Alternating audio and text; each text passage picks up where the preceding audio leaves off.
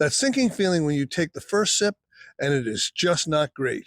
It's wrong. It's a flat flavor, a harsh burn, or a medicinal Band-Aid plastic taste that makes you spit it out. Suddenly, you're thinking about the expensive honey you just wasted and the weeks of your life you cannot get back. Most ruined meads are not one big disaster.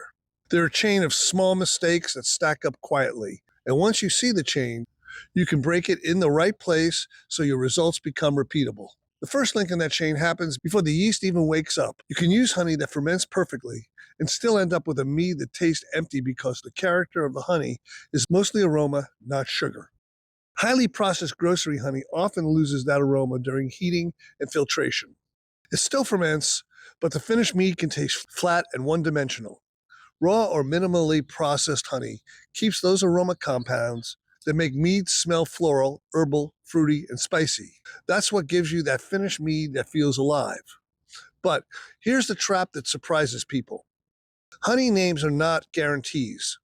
Orange blossom often leads to bright and citrusy, but can vary by region and harvest. Wildflower is not one flavor at all because wildflower just means what's ever blooming in that area at that time. It can change dramatically from jar to jar. Clover can vary too because clover can come from different clover species and different regions. You cannot assume the label means your mead will taste the same every time. The mistake is not choosing wildflower or clover. The mistake is trusting the label like a promise instead of tasting and learning that honey first. And even if your honey is great, your mead can still end up tasting like plastic if your water is wrong. Tap water can contain chlorine or chloramine, used for disinfection. Under the wrong conditions, these contribute to chlorophenols. Those are compounds associated with medicinal, plastic Band-Aid-like flavors. Those flavors are stubborn, and they're not something you want to gamble on and hope time fixes. Filtered water, spring water, or reverse osmosis water avoids most of that risk. Reverse osmosis water, or RO water, is water stripped of most dissolved material, which gives you a clean baseline. Clean water does not automatically make great mead, but problematic water can absolutely make a batch worse than it should have ever been. Now here's the mistake that makes people panic early because it shows up as smells, slow fermentation, and stuck batches. People assume honey contains what yeast needs. Honey has a lot of fermentable sugar, but is low in nitrogen and many micronutrients yeast need for a healthy fermentation. Nitrogen is essentially the protein food for your yeast. When yeast lacks what it needs, it gets stressed. Stressed yeast is more likely to create sulfur smells, harsh alcohol, or slow and stuck fermentations. That's why nutrient additions are a major tool for consistency in mead. Many mead makers add nutrients in stages, early in fermentation, instead of adding everything at once. That approach helps keep fermentation steady and reduces stressed flavors. Skipping nutrients is one of the fastest ways to end up with rotten egg smells or a fermentation that quits early. And a stuck fermentation is not rare. Fermentation could stop prematurely when the yeast lacks nutrients, lacks oxygen early on, or gets pushed by high sugar or rising alcohol. It can also be stressed by temperature swings. But even perfect nutrients will not save you if you start the ferment underpowered. Pitching too little yeast is a mistake that creates slow starts and messy results. A small yeast population struggles to take control of the must. This increases stress byproducts and gives unwanted microbes a better chance if your sanitation slips. A healthy fermentation usually starts with enough viable yeast to dominate the liquid quickly.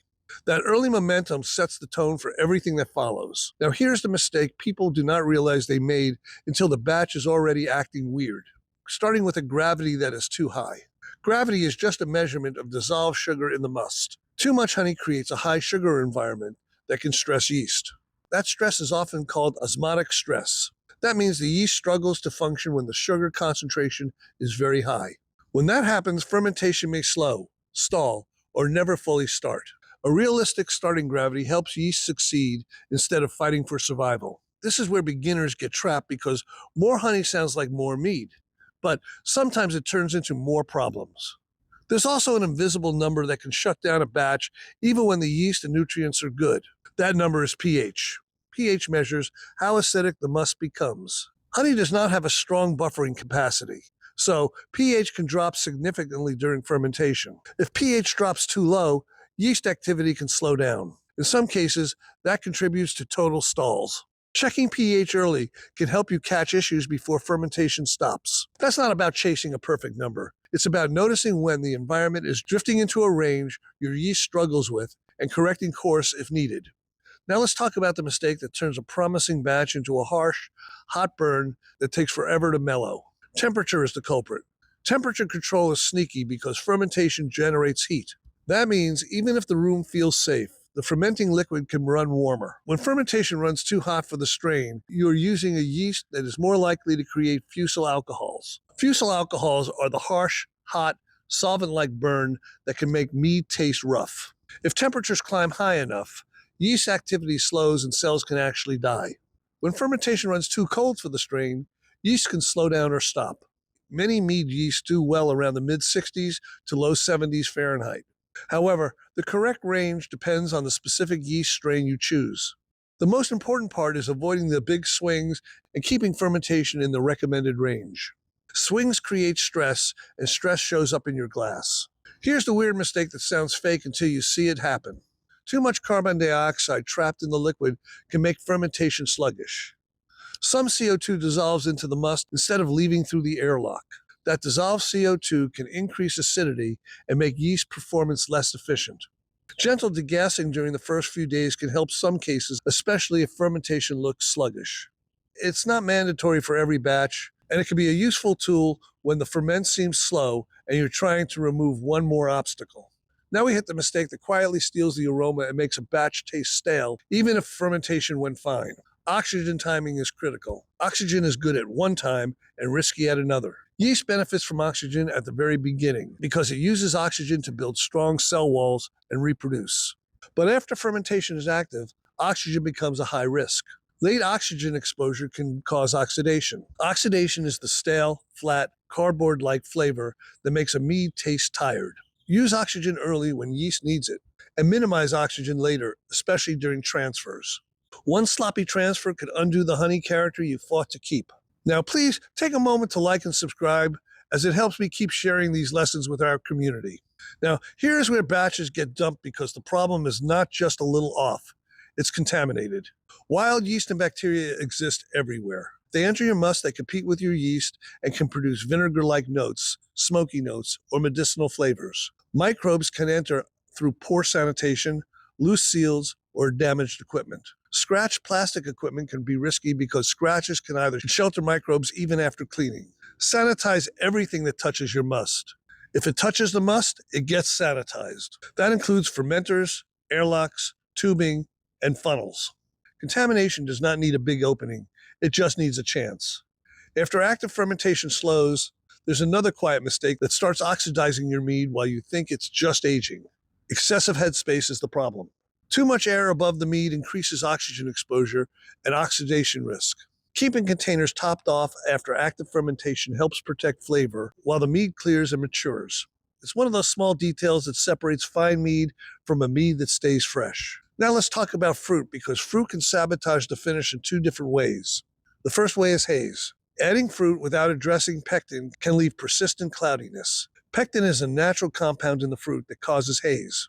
Pectic enzyme helps break that pectin down. Adding pectic enzyme before fermentation helps it work more effectively and can protect haze from forming in the finished mead. The second fruit mistake is timing. Fruit in primary fermentation tends to create a more fermented and integrated fruit character. Fruit added in secondary tends to preserve more of the fresh fruit aroma.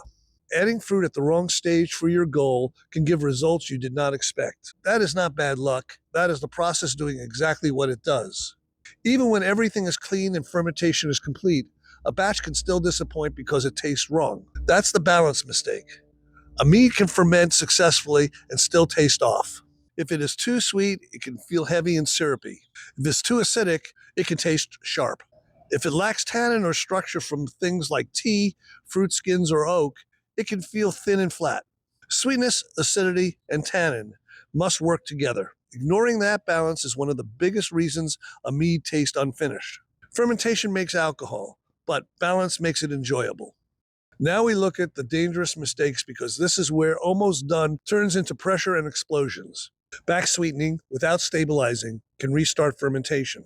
That can build pressure in the bottle and lead to explosions. Stabilizers prevent yeast from restarting when you adjust sweetness. Skipping that step is how people end up with bottles that hiss, gush, or worse. Carbonation mistakes can be dangerous too. Over-priming sugar during bottle conditioning can cause bottle bombs. Before you carbonate, you must confirm fermentation is complete. Do not rely on airlock bubbles to tell you that. Airlock activity changes with temperature and pressure. Gravity readings confirm real fermentation progress. Bottling before fermentation is complete can trap off flavors and create dangerous pressure buildup. Another overlooked mistake is racking too early. Yeast can reabsorb and reduce some unwanted compounds near the end of the process. Giving yeast time to finish its cleanup can improve flavor. And then there is the mistake that happens after you did all the hard work. Storage, the final hurdle. Heat, light, temperature swings degrade flavor over time. Store bottles in a cool and dark place. Dark bottles can reduce light exposure. If your meat tasted good at bottling and dull later, storage could be the reason. It's painful because that ruins the batch quietly. Now, here is the habit that ties everything together, and it is the closest thing to a shortcut you will get. Stop ignoring warning signs.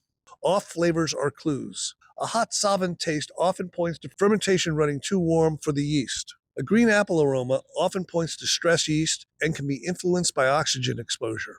A rotten egg smell often points to nutrient stress. A buttery, slick mouthfeel can be associated with yeast stress and not giving fermentation enough time to finish. A stale cardboard flavor points to oxidation. Band-Aid or smoky notes often point to contamination. When you learn to recognize those signals, you stop repeating the same mistake. You change one link in the chain on the very next batch, and that is how you go from hoping to knowing. If you can spot those flavors, you will know exactly what to change before your next batch even starts. Anyway, for more great mead making videos, click my playlist over here. Happy mead making.